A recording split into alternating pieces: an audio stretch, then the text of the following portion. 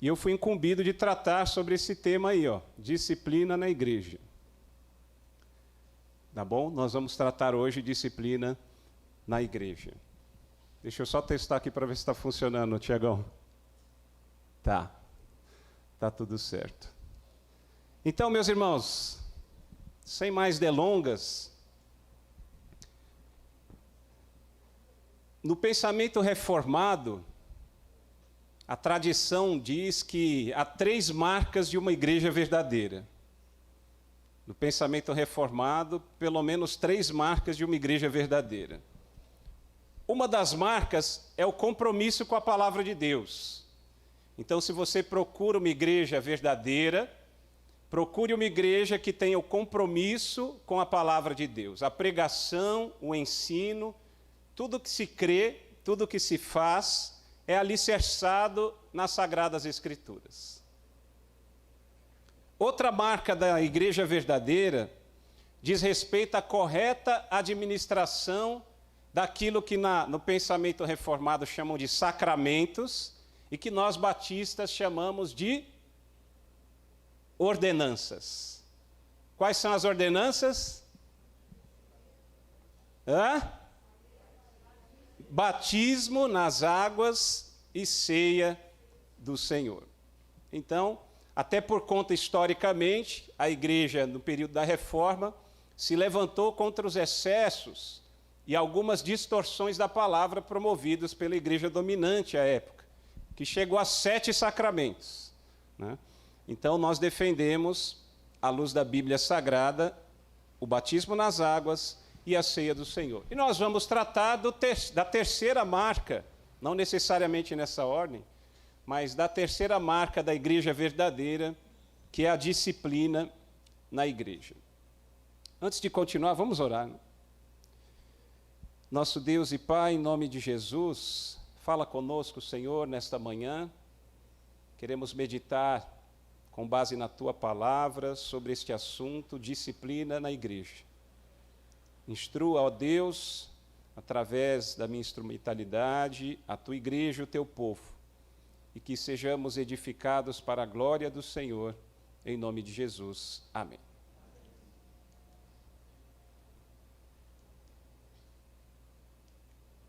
Vamos lá. Onde está o amor? Como pastor, eu já ouvi isso de alguns irmãos. Onde está o amor quando se fala em disciplina na igreja? Será que falta amor? Será que o pastor, pastores ou a liderança da igreja está sendo muito dura? Já ouvi tudo isso, né? Então, veja que penso que, de certa forma, a cultura do mundo acabou influenciando parte da igreja. Lamentavelmente, ao invés de parte da igreja, aliás, de toda a igreja, ser sal da terra e luz do mundo, e influenciar o mundo, infelizmente, o mundo está dentro da igreja. Então, esses irmãos, ou parte da igreja, que acreditam que essa que é considerada uma das marcas da igreja verdadeira, eles confundem com falta de amor, confundem com excesso, autoritarismo, enfim, eles entendem que não faz parte da vida cristã. Então, na verdade, o mundo, ele ensina, ele propaga uma rebelião contra a autoridade. E quando eu digo mundo, é aquilo que se opõe às coisas da igreja, aquilo que está na Bíblia Sagrada. Então, lá fora, as pessoas se levantam contra a disciplina, contra a ordem, contra as autoridades. E nós vemos, não só no Brasil, mas em todo o Ocidente, uma verdadeira crise de autoridade. Crise na autoridade no lar, os pais têm dificuldades de disciplinar e cuidar, educar os seus filhos. Crise na igreja, pastores e líderes têm dificuldade de disciplinar e corrigir os membros de igreja. Crise de autoridade nas escolas, professores são agredidos, professores são ofendidos pelos alunos. Crise em toda a sociedade. Em qualquer parte da sociedade, no Brasil e no mundo, especialmente aqui no Ocidente, nós vemos esse problema sério de crise de autoridade. E o mundo entende que o amor está acima de todas as coisas. E quando uma igreja disciplina, muitos entendem que é uma expressão de falta de amor. Eles dizem que o amor, ele não julga. Eles dizem que o amor não impõe limites, o que é uma mentira. Essa ideia de que o amor é o vale tudo, nós respeitamos tudo o que você faz, independente da circunstância ou daquilo que você faz, é uma falácia. Está distante da realidade da Bíblia Sagrada. Veja que frase interessante no livro do Jonathan Lima e do Colin. O mundo não acredita que Deus é amor, mas o amor é Deus. As pessoas colocam o amor no pedestal e dirigem suas vidas como se nada pudesse contrariá-las. Não existe mais espaço para o contraditório. Ninguém pode pensar em corrigir ninguém que esteja errado. E assim a igreja mergulha num relativismo. O que para mim está certo, de repente para você não é, e cada um tem a sua verdade. O que é o mais distante possível da verdade bíblica, visto que a verdade da Bíblia é a verdade absoluta. A expressão disciplina da igreja assusta muitos irmãos. Talvez alguns aqui, entre nós, fiquem preocupados. Que negócio é esse de disciplina na igreja? Muitos cristãos acreditam que a disciplina na igreja é exatamente o que eu já falei, essa falta de amor.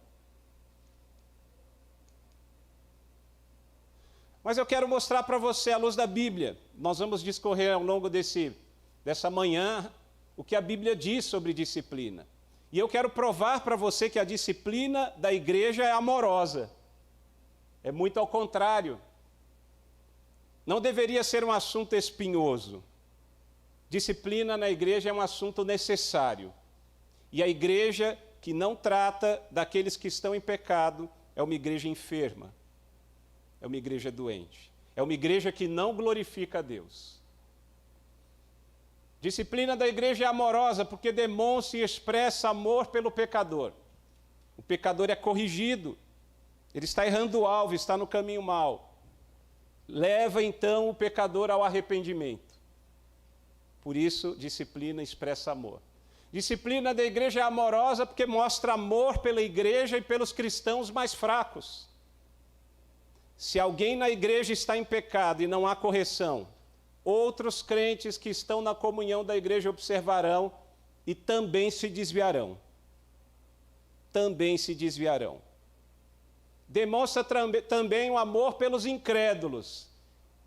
Imagina um visitante, alguém que observa não só a postura do crente lá fora, mas mesmo alguém aqui na igreja.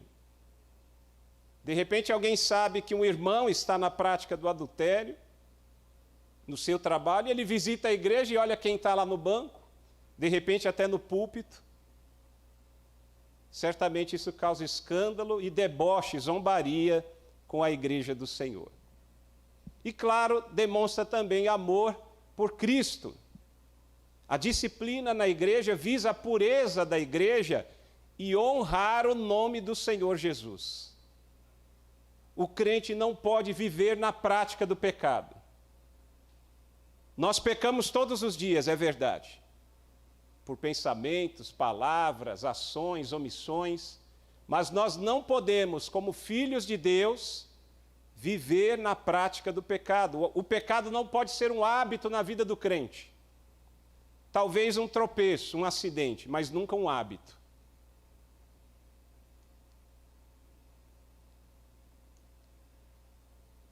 Todo cristão precisa saber algumas coisas antes de tratarmos propriamente sobre a disciplina. Primeiro, o que é igreja? Eu não sou igreja. Você não é igreja. Nós somos igreja. A igreja é um corpo. É o corpo de Cristo. A igreja é a família da fé. É a família de Deus. É um grupo de pessoas regeneradas pelo poder do Espírito Santo e batizadas biblicamente, em nome do Pai, do Filho e do Espírito Santo. E esses irmãos, porque é uma irmandade, é uma fraternidade, essa comunidade cristã, eles se submetem aos mandamentos do Senhor Jesus. A obediência é uma marca da Igreja de Cristo. A obediência é uma marca da Igreja de Cristo. E nós precisamos compreender também a autoridade da Igreja. A Bíblia fala das chaves do reino. Lá em Mateus 16, 19, o contexto trata sobre salvação. Pedro faz aquela declaração, aquela confissão: Senhor, Tu és o Filho de Deus. Jesus mostra que ele havia recebido aquilo do alto, não era do homem. Jesus fala sobre a igreja e fala, de certa forma, da salvação e das chaves do reino, no sentido de que, em primeiro lugar, ali Pedro, e nós vemos lá em Atos, no dia de Pentecostes, Pedro pregando a palavra, o evangelho, e quase 3.000 almas se rendendo ao Senhor Jesus. Então, chave do reino nesse sentido é a ideia de que a igreja não é só o apóstolo Pedro, para justificar uma sucessão de papas, né? Mas a igreja tem as chaves do reino no sentido de quando você evangeliza alguém, o Espírito Santo abre o coração dessa pessoa, ela recebe o evangelho, se arrepende e crê, ela então agora entra no reino de Deus, entra no reino dos céus. Mas tem um outro sentido também, chaves do reino de Mateus 18, 18, que nós vamos ler daqui a pouco, é no sentido de disciplina. E prestem atenção, irmãos, a igreja não pode dizer se alguém é salvo ou não salvo, se alguém é verdadeiro cristão ou é um falso crente. O que a igreja faz é, pelos frutos, pelas evidências, indicar que aquele irmão, aquela irmã, mostra que de fato está seguindo ao Senhor Jesus. E quando acontece a disciplina, daí vem as chaves do reino, a igreja percebe que alguém está em pecado e não se arrepende, então agora ela não mais dá mostras de que é um cristão verdadeiro, ou que está seguindo o evangelho de fato. O coração do homem somente Deus conhece. Nós não podemos indicar quem é e quem não é salvo, quem tem o nome escrito no livro da vida. É uma relação que pertence somente ao conhecimento de Deus. Mas a igreja pode e deve indicar aquele irmão, aquela irmã que não mais está dando evidências de que caminha com Cristo. Isso é uma obrigação, dever da igreja do Senhor. Precisamos de ajuda para melhor obedecer a Cristo. Eu já disse aqui, nós ainda pecamos todos os dias. Estou falando de crentes. Nós temos dificuldades nessa luta diária contra o pecado. Os textos que eu estou referenciando ali, depois eu vou disponibilizar, falam exatamente isso, que nós não vivemos na prática do pecado. Mas aquele que diz que não tem pecado é mentiroso e faz Deus mentiroso. Nós somos pecadores. Louvamos a Deus porque somos pecadores lavados e remidos no sangue de Jesus. O Senhor nos alcançou, o Senhor nos libertou da escravidão do pecado. Você não é mais um escravo do pecado, mas nós não estamos livres da influência do pecado. Nós podemos pecar. Temos uma tendência para o auto-engano.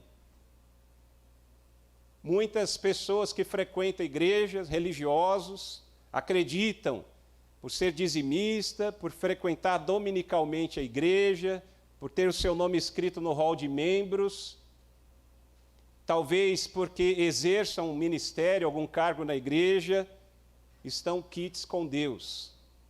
E não é assim que funciona. Não é assim que funciona. Nós temos uma tendência de nos auto-enganar quando o nosso coração, que é uma fábrica de ídolos, salvo engano foi Lutero que disse isso, acaba colocando, seja o serviço cristão, seja uma ação social, seja qualquer boa obra, como aquilo que nos aproxima de Deus, e não é isso que nos aproxima de Deus. A única pessoa que pode nos aproximar e reconciliar do Senhor é o Senhor Jesus Cristo. Não são nossos esforços ou méritos. E é por isso que o mundo e as religiões não cristãs divergem do cristianismo. Porque a grande diferença do cristianismo para as outras religiões é que nós temos um Salvador. Eles confiam nas suas obras. Nós não confiamos em nós mesmos. Aliás, o nosso coração é enganoso e desesperadamente corrupto. Nós precisamos da graça de Deus. Nós precisamos de um Salvador. Precisamos do Salvador, nosso Senhor Jesus Cristo. E precisamos prestar contas. Irmãos, como é difícil isso. Como é difícil. Como alguns crentes na igreja são cruéis. Pessoas que não querem prestar contas. Pessoas que acham que pode andar do jeito que quiser. Basta que ela venha aos domingos à igreja e está tudo certo. Irmãos, a nossa vida é uma vida de adoração. Adoração não é só no domingo à noite. A nossa vida é uma vida de oração. Cada momento, no seu trabalho, com a sua família, na sua faculdade, escola, com seus vizinhos, você é um agente do reino de Deus, um embaixador de Cristo.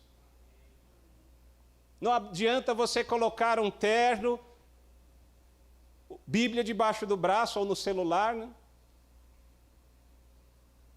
Falar a paz do Senhor, ou paz e graça, o evangeliquez, e acreditar que agora você é crente. E aí quando você passa das portas da igreja e vai para o mundo, parece que o mundo já está ali dentro de você. Em quaisquer lugares e circunstâncias, nós somos filhos de Deus. E coloque uma coisa no seu coração. Você não precisa ser um religioso chato, mas sempre que possível, em todas as circunstâncias, com todas as pessoas, em algum momento, você precisa levar o assunto para o campo espiritual. Você precisa ser aberto espiritualmente, ter conversas espirituais e falar do amor de Deus. Reflita um pouco agora, você consigo mesmo. Você está há quantos anos na faculdade, na escola, no trabalho, com seu vizinho e nunca falou de Jesus? Você acha que Jesus está feliz com isso? Isso é para mim também. Nós devemos prestar contas. E essa vida comunitária, vida em comunhão, essa koinonia na igreja, um irmão sustenta o outro, não é fofoca. Não é para arrasar o irmão que está no erro, mas é para levantá-lo. Uns aos outros, nós oramos uns pelos outros, caminhamos juntos, nos alegramos com alegrias, choramos juntos. E precisamos prestar contas. Você tem dificuldade com alguma área da sua vida, acha que está em pecado e não consegue vencê-lo? Procure o pastor ou um irmão ou uma irmã experimentado, que você confie e compartilhe. Ninguém consegue caminhar sozinho. Ninguém é perfeito. O único homem sem pecados é Jesus Cristo. Todos nós somos pecadores.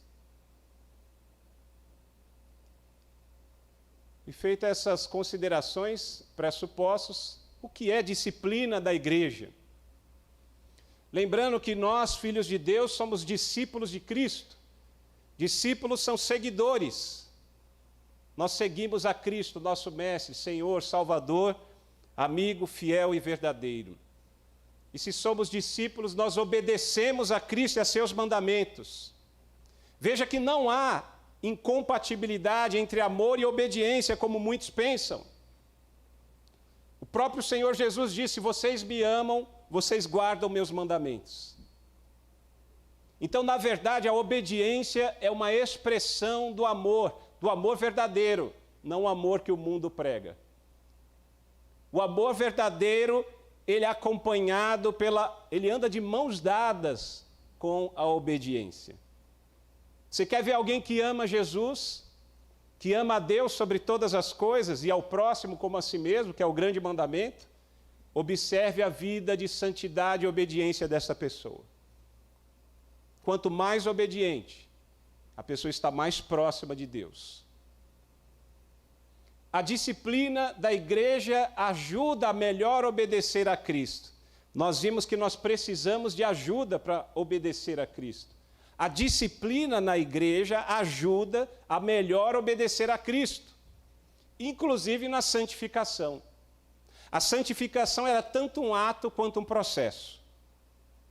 Quando você é regenerado pelo poder do Espírito Santo, você nasce de novo, imediatamente você é separado do pecado e do mundo. Isso é santificação, é um ato. Mas ao mesmo tempo, do ponto de vista moral, a pureza moral e espiritual, inicia-se a partir do novo nascimento um processo, que a gente chama de santificação progressiva. Dia após dia, nós vamos buscando cumprir aquilo que está na palavra de Deus, praticar o que está na palavra de Deus, e a cada dia nos parecemos mais com Cristo Jesus. Tem esses dois sentidos da santificação. A disciplina da igreja contribui e coopera para a santificação do crente. Veja que a disciplina da igreja é uma conversa de pecador para pecador. Pastores e líderes que estão à frente da disciplina na igreja não podem se esquecer que também são pecadores. Todos nós somos pecadores. E aí uma definição, para aqueles que gostam de conceitos, definições, de disciplina da igreja: uma conversação fraterna. Veja que não tem cadeira elétrica, não tem fogueira santa, não tem grilhões e algemas, bola de ferro, não. É uma conversação fraterna. Fraternidade é de irmandade, nós somos irmãos. Essa família que temos hoje aqui na terra, lá no céu não existirá mais. Agora, essa família que nós somos irmãos em Cristo, essa é por toda a eternidade. Então é uma conversação fraterna entre cristãos para estimular o arrependimento dos pecados cometidos e a retomada da santidade. Quando a igreja percebe algum crente, que está errando o alvo, que está em pecado, a igreja perceba que eu não estou falando o pastor, eu não estou falando somente o líder, é a igreja responsável em chamar e corrigir o irmão que está no erro.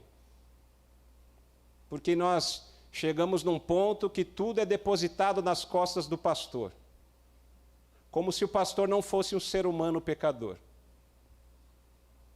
Não por acaso tantos pastores estão enfermos, quando não dão cabo da própria vida. É um peso muito grande. Toda a igreja tem essa responsabilidade.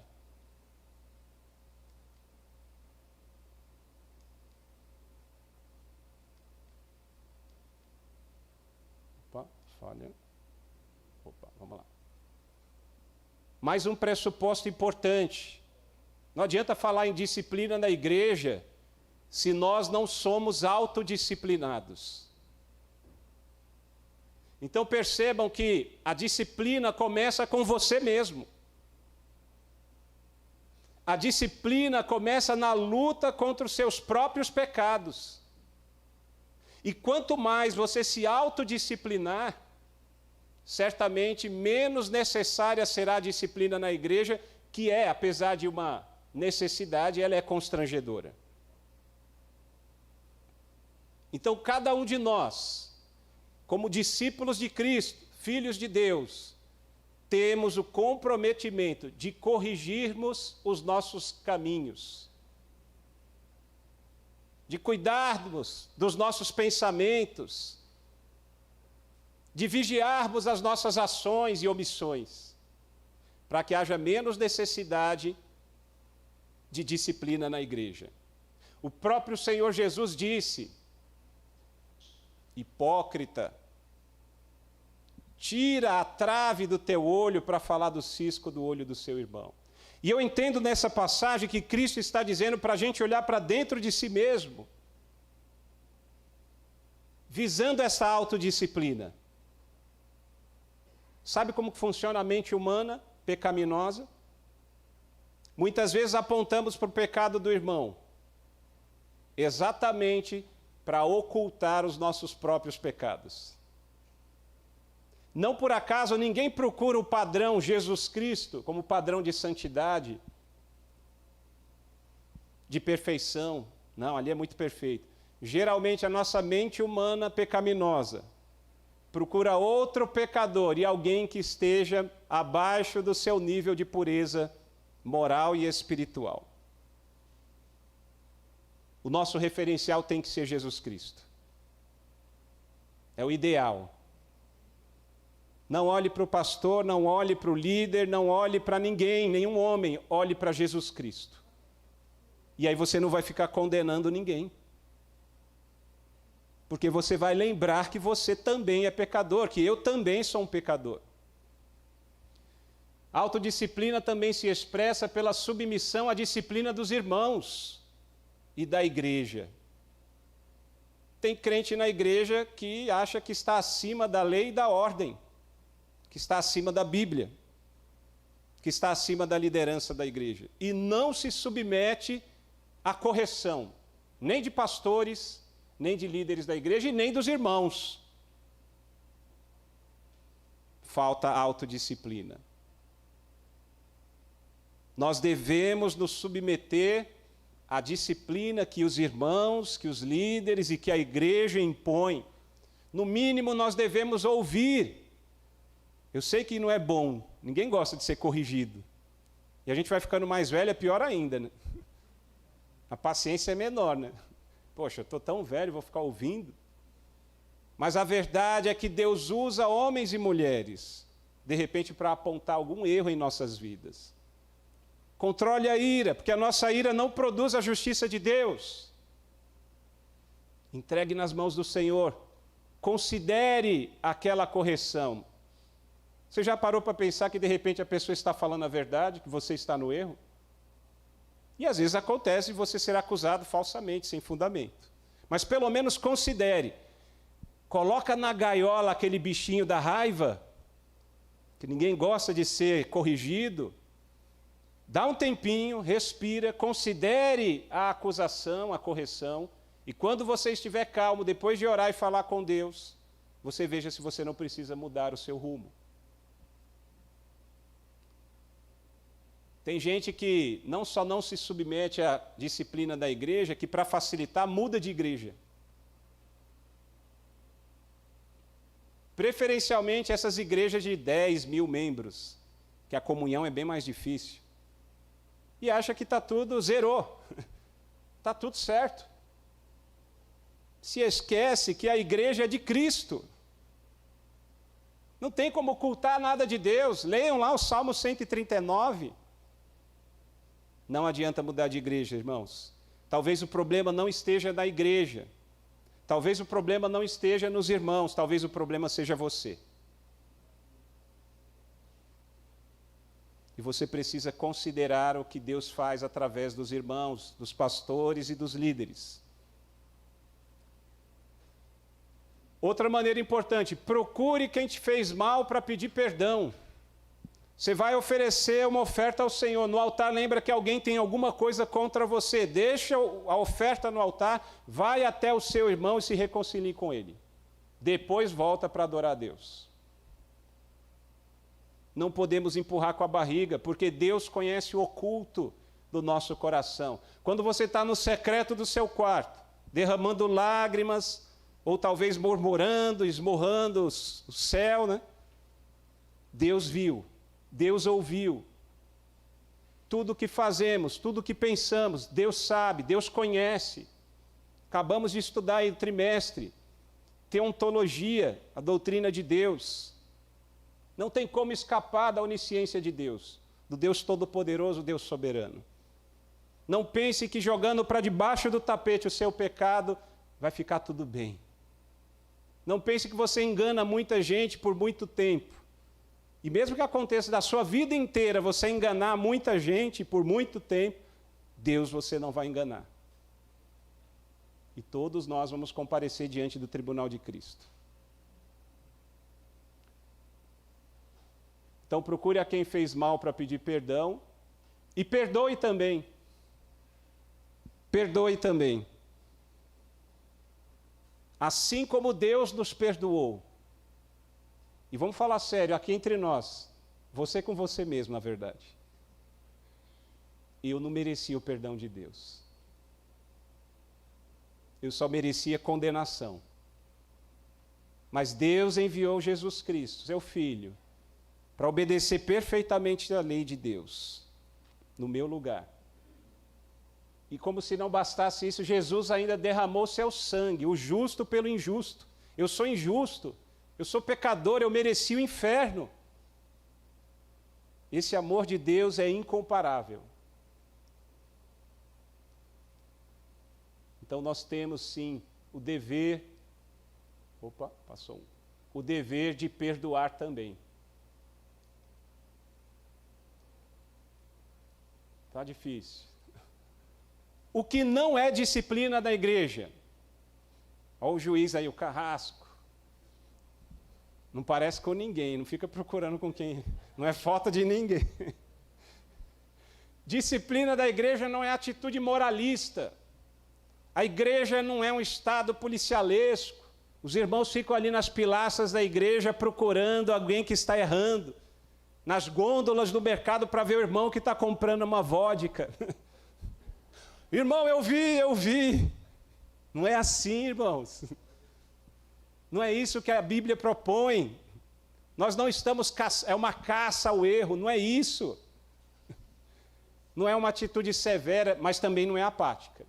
Indiferente, deixa como está, vamos tocando. Filosofia do mundo, né? Deixa a vida me levar. Não é assim, não. Não é, disciplina da igreja não é dizer quem é cristão e quem não é cristão. Nós não temos essa capacidade. Nós não conseguimos discernir o coração do irmão, da irmã.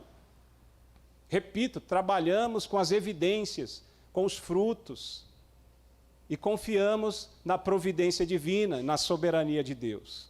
Mas nós sabemos que aqui entre nós há verdadeiros crentes, mas também falsos crentes. E só na eternidade nós vamos conhecer. Isso é bíblico. O joio e o trigo crescem juntos, apesar que ali a parábola fala do mundo, né? Mas a igreja está aqui nesse mundo, embora ela não seja do mundo. Então, mesmo na igreja local, há trigo, louvado seja Deus, mas há joio. E não confunda, às vezes o irmão que é trigo e peca, não é porque ele peca que ele é joio. E às vezes o joio, ele pratica boas obras, mas é joio. Só o nosso Deus soberano conhece a relação dos seus eleitos, dos seus filhos e filhas. E a igreja faz o melhor possível na direção do Espírito Santo. Disciplina da igreja não é uma atitude de retaliação ou vingança pessoal. Irmãos, Batista sabe como que é o negócio, né? A gente não precisa assistir MMA, é só participar da assembleia. Na assembleia é voadora, tesoura. Meus irmãos, falha nossa. Eu costumo dizer que as regras parlamentares são remédio para gente doente. Nós, que não temos limites, que não respeitamos o irmão, que não tratamos com amor e consideração. Por isso precisamos de leis, por isso precisamos de regras, por isso precisamos de líderes. Porque se nós vivêssemos o verdadeiro amor de Deus, não ia precisar de regra parlamentar, ninguém presidindo, nós íamos todo mundo junto, orando, chegar no consenso. Porque diferenças nós temos, opiniões diferentes nós temos, mas falta de respeito não é a postura, não é o exemplo do cristão. Nós precisamos ter consideração pelos irmãos, respeito, tratá-los com amor, mesmo que tenham pensamento diferente. Mesmo que tenham pensamento diferente. Não pode usar a disciplina da igreja para retaliar, para vingar-se. A vingança pertence a Deus. Só o nosso Deus é que pode fazer justiça. Nós podemos clamar por justiça, mas não por vingança. Cuidado com a ira, porque Deus tem ira santa, é atributo de Deus. Mas a nossa ira, quase 100% das vezes, é pecaminosa.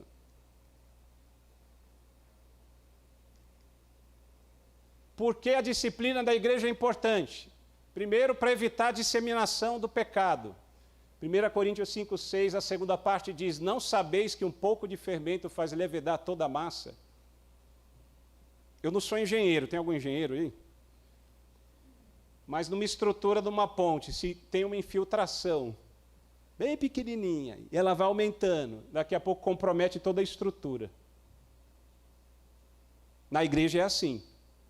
Tem o pecado conhecido, visível, notório, que tem uma certa gravidade.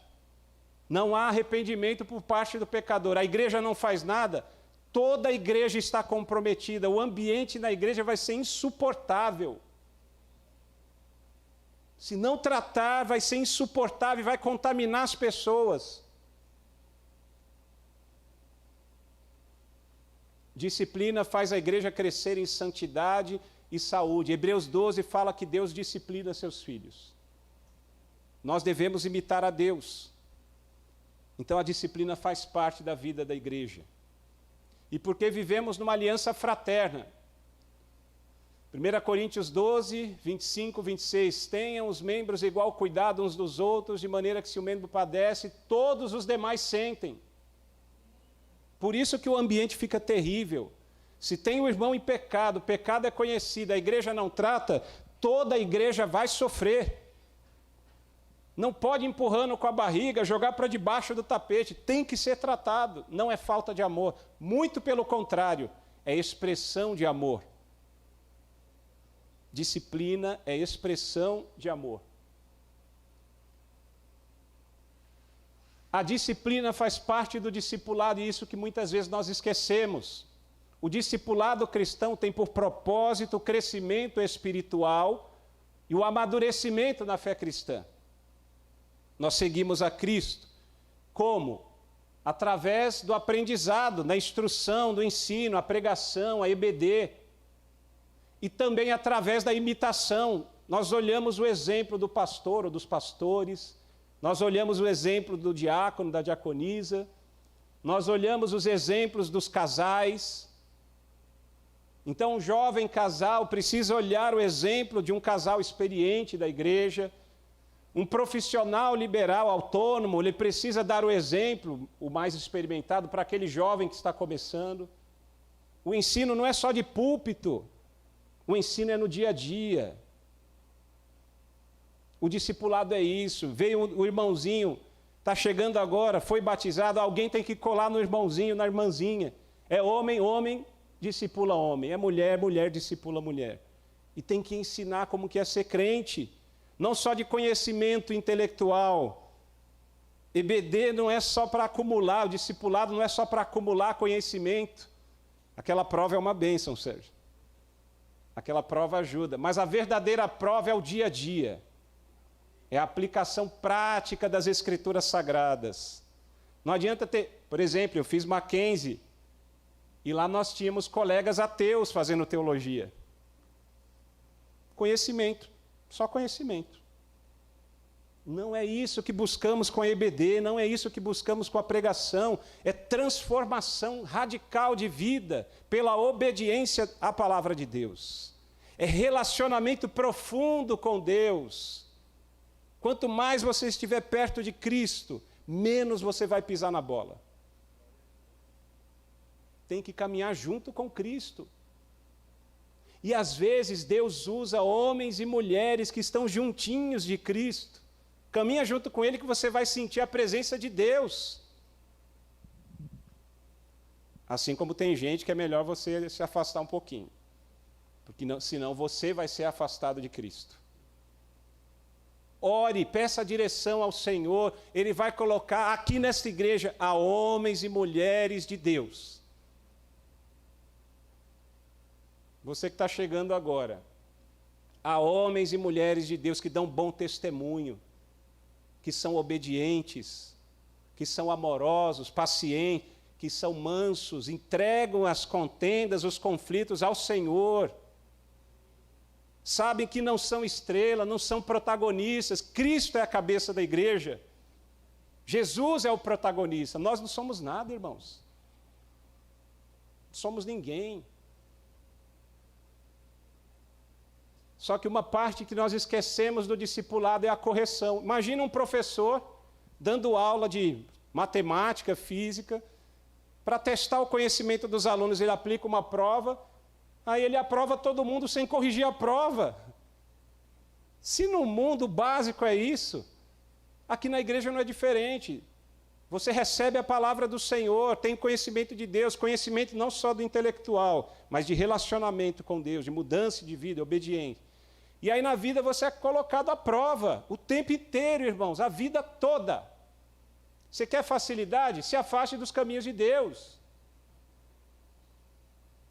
Aqui você não vai ter moleza, não. Aqui que eu digo é na presença do Senhor. O crente sofre perseguições, é ofendido. As pessoas zombam da nossa fé. Quer vida boa? Junta lá com o povo e segue o que eles estão. Aqui não, aqui vai ser difícil. Aqui que eu digo não é a igreja central, é a igreja de Cristo. Você está disposto a pagar? É o custo do discipulado. Sofrimento, dor, já vários aqui pregaram nesse púlpito. Sofrimento, dor, perseguição, afronta, ofensas, e às vezes até de dentro mesmo, da própria família de Deus. Você é ofendido, perseguido, caluniado. Isso faz parte do propósito de Deus para as nossas vidas. E nós temos aí 3 tipos de disciplina, basicamente, né? A formativa, que é o ensino da palavra, para formar o caráter de Cristo. Pregação, ensino e assim por diante. A corretiva, que é a correção do pecado. E a cirúrgica, que é a mais drástica. E eu quero já adiantar uma coisa. Ninguém é excluído da igreja por causa de pecado. Ninguém é excluído da igreja por causa de pecado. Aqueles que são afastados, excluídos da igreja é por falta de arrependimento. Entenderam a diferença? Pecar todos nós pecamos, e nem todos os pecados serão disciplinados.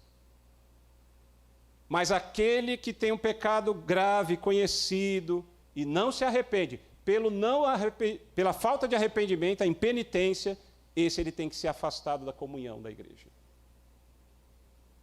E veja que saia justa, né, para a liderança da igreja. A igreja é a associação civil, tem gente que processa a igreja. São crentes? Talvez sejam. Não olho lá para o texto de Paulo, que é uma vergonha nós levarmos contendas entre os irmãos para o mundo, para o juiz do mundo. Será que não tem gente aqui que possa resolver o problema?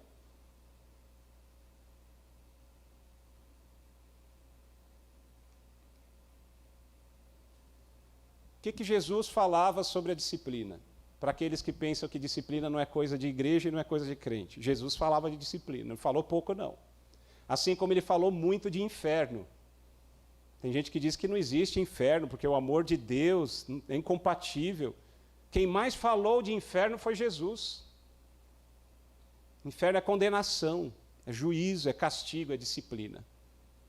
O que Jesus falou sobre a disciplina? Mateus 18, 15 ao 17. Alguém pode ler, por favor?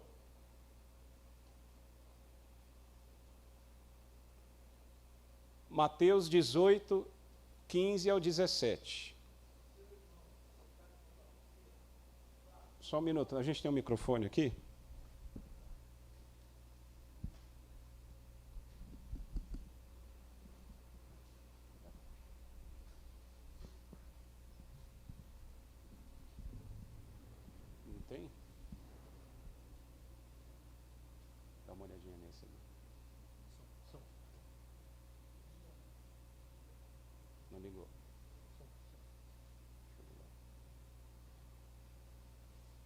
Alô? Se os pecar contra você, vá e a sós com ele, mostre-lhe o erro. Se ele lhe ouvir, você ganhou o seu irmão. Mas vir, leve consigo mais ou dois outros, de modo que qualquer acusação seja confirmada pelo depoimento de 2 ou 3 testemunhas. Se ele se recusar a ouvi-las, conte à igreja, e se ele se recusar a ouvir também a igreja, trate-o como um pagão ou um publicano. Digo-lhes esta verdade: tudo que vocês ligarem na terra será ligado no céu, e tudo que vocês desligarem na terra será desligado no céu.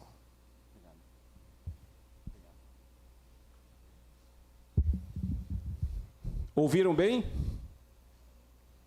Quando o irmão peca contra você, sabemos que todo pecado é contra Deus. O primeiro ofendido é Deus, sempre. Mas, secundariamente, às vezes o irmão peca contra mim, contra você. Qual é a postura? Fofoca.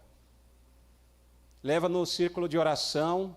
Olha, vamos orar pelo irmão tal, porque ele está em pecado, ele me ofendeu, ele não está bem. Fofoca. Isso é fofoca, você vai pecar também. Você não paga o mal com o mal. A Bíblia propõe que você deve pagar o mal com o bem. O irmão pecou contra você. Vai você até ele. Eu sei que é difícil, irmãos. Tem gente que vai te distratar. Tem gente que vai virar as costas. É terrível, tem ser humano dentro da igreja que é terrível. Eu não estou falando de destratar a pessoa. Está pensando que você é quem? Não é assim não, irmão. Não é assim não. É em amor. Daqui a pouco eu vou ler alguns textos sobre a maneira de disciplinar. É em amor, de maneira espiritual. Vocês têm o Espírito Santo. Então Jesus ele fala, no caso de ofensas pessoais, 4 passos.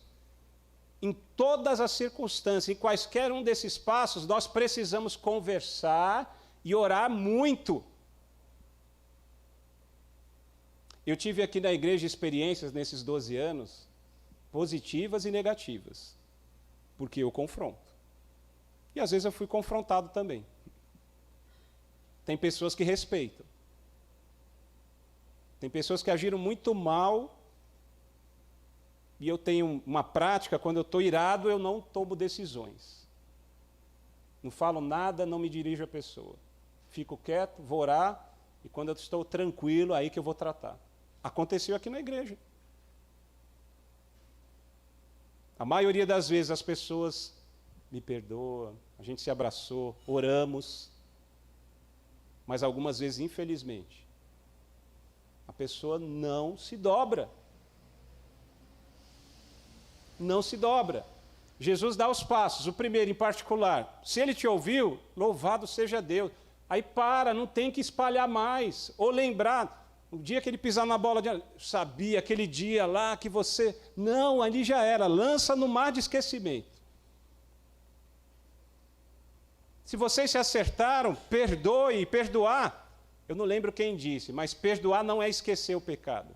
É tirar a mão da garganta da pessoa. Você não quer mais esganar a pessoa. Você não esqueceu, você não tem amnésia, a não ser que tenha amnésia, né? Você não tem amnésia, mas você não vai mais jogar na cara da pessoa aquilo. Você não vai mais trazer a público. Acabou ali, é o primeiro passo. Segundo passo, chama 1 ou 2 irmãos. Está com base na lei. Deuteronômio fala disso, do testemunho. E 2 Coríntios 13, citando Deuteronômio, fala, pelo testemunho de 2 ou 3, toda a palavra se confirmará. E veja que os irmãos que são chamados, talvez seja melhor chamar um irmão só. Chama um. Às vezes o pastor, nem sempre o pastor. Chama um irmão, uma irmã. Não precisa falar antes. Fala na frente ali na hora. Então a pessoa que te ofendeu, você vai falar, depois a pessoa vai falar, e essa pessoa que vem como testemunha vai ouvir os dois. De repente não tem nada demais, e ele vai orientar, olha, vamos orar, isso daqui dá para considerar, vamos... Não teve jeito. leva para a igreja. Geralmente aquele no passo 2, a igreja costuma ter uma comissão, alguns irmãos representando a igreja para tratar do caso.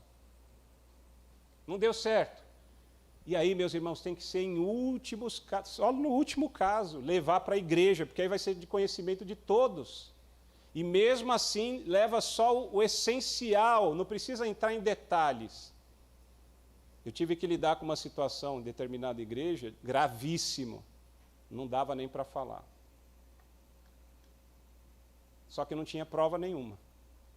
Então não dá para levar para a congregação, para a assembleia. Não tem nem como provar, é a palavra de um contra o outro. Então já morre ali, entrega a Deus. Entrega a Deus. E o último passo, irmãos, quando não tem arrependimento.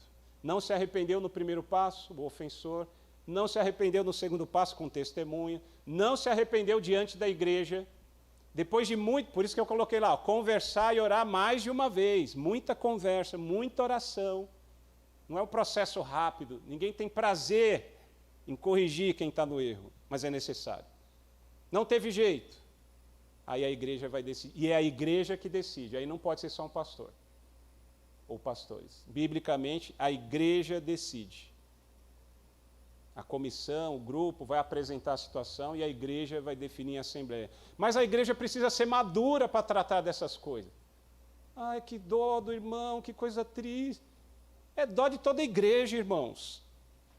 O pecado não pode estar entre nós. Então, o afastamento seria o último passo no caso de não arrependimento. O que nós temos de princípios nesse texto de Mateus 18? Toda advertência e correção visa o arrependimento do pecador. Não é para massacrar a pessoa que está em pecado, mas visa o arrependimento. Né? Outro princípio que Jesus nos ensina, envolva o menor número possível de pessoas. Tiago 4,11 fala que nós não devemos falar mal dos irmãos, mesmo que seja verdade. Mesmo que seja verdade. O irmão aprontou, eu vou falar para todo mundo? Não. Envolva o menor número de pessoas possível. Se ganhar o irmão antes de ter que chegar para a igreja, louvado seja Deus. São princípios. A igreja deve ser diferente do mundo. O mundo protege quem faz erro, até porque não tem erro no mundo, né? Eles entendem que cada um tem a sua verdade, vive do jeito que quer. Na igreja não, nós temos uma verdade absoluta. A Bíblia Sagrada é a nossa única regra de fé e prática. E é com base nela que nós avaliamos e julgamos. Tem outra ideia popular, inclusive entre crentes, que a Bíblia proíbe julgar os outros. Não é verdade. A Bíblia condena o julgamento hipócrita. É a pessoa que julga e ela faz o mesmo, até pior que aquele que está sendo julgado. E nós examinamos todas as coisas, senão como é um julgamento. E a igreja é um instrumento que Deus usa para corrigir seus filhos desobedientes, já falamos disso. Né? Paulo e a disciplina. 1 Coríntios 5, 1 ao 5. Eu vou adiantar, porque senão o horário vai avançar demais. Né? Paulo trata nesse texto de um irmão da igreja que estava mantendo relações sexuais com a madrasta. E a igreja tinha conhecimento, Paulo nem estava presente e chegou ao conhecimento. É um pecado grave, notório, todos conheciam, e impenitente. O pecador não se arrependia. E Paulo descasca o abacaxi para cima da igreja de Corinto. Que absurdo, vocês têm conhecimento, não tomam nenhuma providência. Veja que aqui não tem aqueles 4 passos. É por isso que eu digo ali que a disciplina da igreja depende das circunstâncias. Às vezes não vai ser chamar o irmão. Às vezes o pecado é tão grave, já conhecido de todos, que a igreja já tem que ir lá para o final, o 4º passo. E mesmo que o irmão, quando for colocado diante da igreja, expresse arrependimento, ainda assim tem que ser excluído. Porque esse arrependimento ele precisa passar por uma triagem, para ver se é um arrependimento sincero. Nesse texto, Paulo fala para entregar esse irmão a Satanás. Nossa, que duro! entrega a Satanás o corpo para que a alma seja salva no final. Então, veja que não tem uma regra. O princípio é esse daí. Às vezes o pecado é tão grave que tem que já partir para a exclusão, né?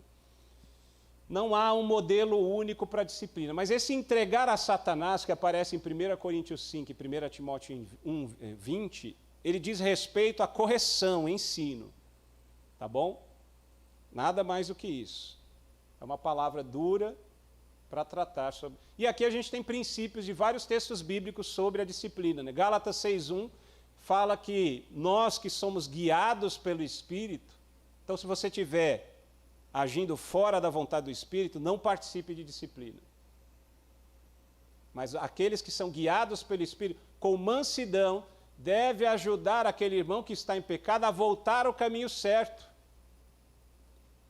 E olha a advertência de Paulo aos Gálatas, que serve para nós também. E cada um cuide para não ser tentado. Lembrando que nós também somos pecadores. É pecador disciplinando o pecador. Tito 3,10 diz: se alguém tem causado divisões entre vocês, e divisão é a coisa mais terrível, rompe com a unidade da igreja, vai contra os princípios bíblicos. Se alguém tem causado divisões entre vocês, advirta-o uma primeira e uma segunda vez. Depois disso, não se relacione mais com ele. Não se relacione mais com ele como irmão. Mas você vai tratá-lo como se ele fosse alguém não cristão. Vai conversar para que ele se arrependa. Não vai ter mais bate-papo de comunhão. 1 Timóteo 5, 19 e 20. Não aceite acusação contra um presbítero, pastor, sem que seja confirmada por 2 ou 3 testemunhas. Aqueles que pecarem devem ser repreendidos diante de todos, o que servirá de forte advertência para os demais. O pastor também não escapa da disciplina, como acontece muitas vezes de pastores que pecam. E muitas vezes, irmãos, isso é que a gente tem que entender. Uma coisa é a disciplina para o irmão neo-convertido, novo convertido. Outra coisa é a disciplina para um pastor. A do pastor tem que ser muito mais rigorosa, por uma questão óbvia. Por uma questão óbvia. E 1 Tessalonicenses 5,14, irmãos, pedimos que advirtam os indisciplinados, encorajem os desanimados, ajudem os fracos, sejam pacientes com todos. Paciência também é bastante importante.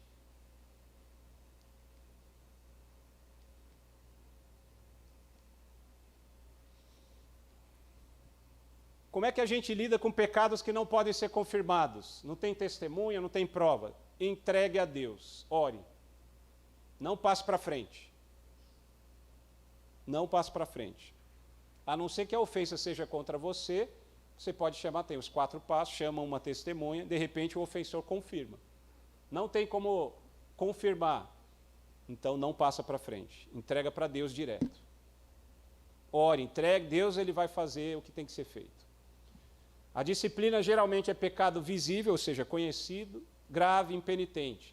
Agora, é o que eu disse, falhas menores, toda situação tem que confrontar? Não. 1 Pedro 4,8 fala que o amor cobre multidão de pecado. Então tem pecados que a gente vai orar só, não tem que chamar o irmão, porque é terrível mesmo a correção, mas necessário em algumas situações. Circunstâncias atenuantes e agravantes, a dosimetria, como é que você vai lidar com a disciplina, vai depender de quem é, em que circunstância, enfim. Pecados e sinais de arrependimento são colocados em lados opostos da balança. É mais ou menos esse desenho aí. Então, se a pessoa se arrependeu, não tem mais disciplina, acabou. A disciplina ela começa com a confrontação, né, com a advertência, a correção, e ela termina ou com o arrependimento ou com a exclusão. Então ninguém vai ser excluído por causa de pecado, mas por falta de arrependimento. Não havendo um arrependimento em particular, comissão, aquilo aqui é para desenvolver a ideia que nós já vimos em Mateus 18, conforme Jesus nos ensinou. A comissão discute pelo tempo que for necessário se o assunto deve ser levado à congregação. É o princípio, evitar ao máximo, expandir, né, o conhecimento do pecado para mais gente, né? Às vezes a punição pode ser, ó, você está em um ministério, vai para o banco. Não precisa chegar à igreja. Ou se precisa chegar por conta do pecado, aí não tem jeito. Né? Por isso que tem mais de um irmão tratando sobre isso. Né? O que chega à congregação, à igreja? Né? Desobediência pública. Né? É um pecado que causa dano à unidade, à doutrina, à pureza e à reputação da igreja. A celeridade não deixa o pecado, nós já vimos aí os casos, o mais breve possível tem que ser tratado para não expandir. Fatos pertinentes sem detalhe, reunião exclusiva para mim. Eu já cometi uma gafe, uma vez fui disciplinar, mas eu não tomei o cuidado de encerrar o culto e deixar somente os irmãos membros da igreja. É constrangedor, né? Mas a gente vai aprendendo. Então isso é para falar, é para tratar somente com a membresia da igreja. Exortar a igreja à intercessão pelo arrependimento do ofensor até a próxima reunião, ocasião que poderá ser proposta a excomunhão. E claro, muita oração e conversa, isso é um processo demorado. A membresia pode fazer perguntas, buscar esclarecimento. Se os membros votarem pela excomunhão, os pastores instruirão como interagir com o afastado. Alguém foi excluído da igreja, acabou, ele nem entra mais na igreja? Muito pelo contrário.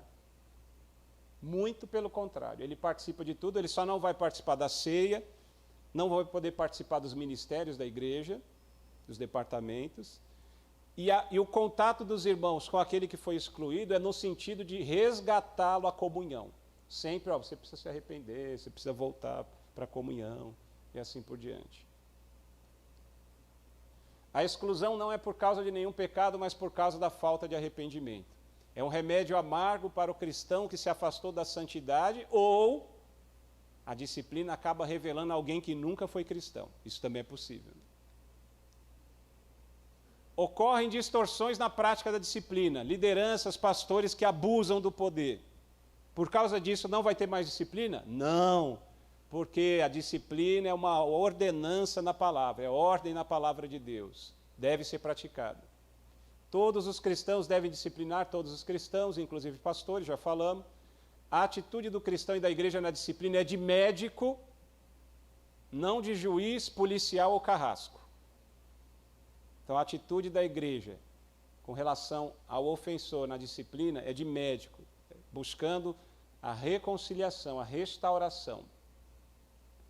O objetivo é o arrependimento, até que ele ocorra ou que o irmão não permita mais que se fale dele. Tem gente que rejeita e ponto final. Aí vai procurar outra igreja como se nada tivesse acontecido. Infelizmente é isso que acontece na prática. Pastor Jonathan Lima, ele diz o seguinte: os membros da igreja devem viver de modo diferente do modo de viver do mundo. E se depois de uma série de advertências gentis não o fizerem, a igreja deve excluí-los da comunhão. Como relacionar-se com alguém excluído? Vou adiantar. Basicamente, as interações não vão ser mais de comunhão de um irmão com outro irmão. As conversas são intencionais no sentido de não coagir, porque nós não coagimos ninguém ao evangelho, mas persuadir a pessoa ao arrependimento, para que ela volte e seja restaurada a comunhão. E familiar, como é que fica, pastor? Imagina, tem a família e o pai, ou a mulher, o marido, a esposa, é disciplinado e excluído. Como é que fica? Mantém-se todos os deveres domésticos. Imagina, né? A igreja disciplina, é excluído, aí a esposa, agora eu não quero mais saber de você. Não. Os deveres domésticos são coisas bíblicas, são deveres bíblicos.